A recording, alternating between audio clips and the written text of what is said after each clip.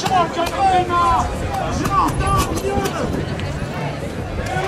1 et 2 et 3 degrés, c'est un crime contre l'humanité.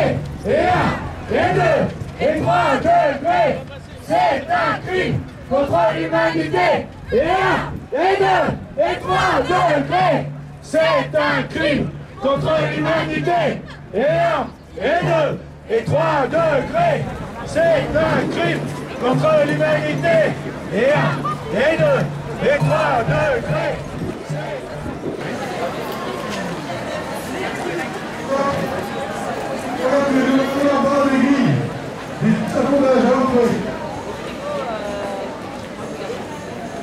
Bonjour, bienvenue à cette deuxième marche pour le climat. Vous le savez, effectivement, aujourd'hui, notre trajectoire climatique est une catastrophe absolue. Le rapport du GIEC vient d'être publié.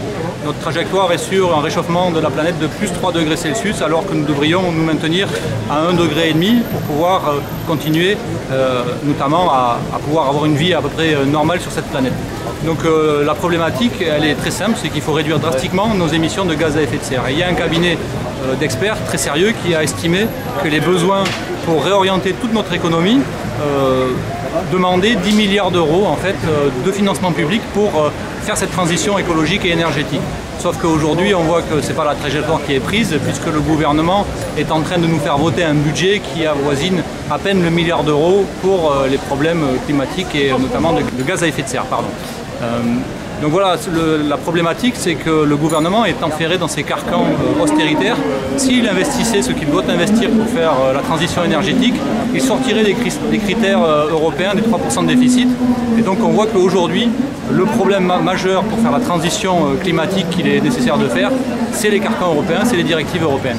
Donc nous, ce que l'on propose, et vous êtes bien au courant maintenant, c'est de sortir de ces directives et de ces carcans européens pour pouvoir faire la transition et remplacer enfin la règle d'or budgétaire, parce que nous, on souhaite maintenant mettre en place la règle verte qui doit être l'alpha et l'oméga de toutes les politiques publiques qui sont menées dans ce pays-là.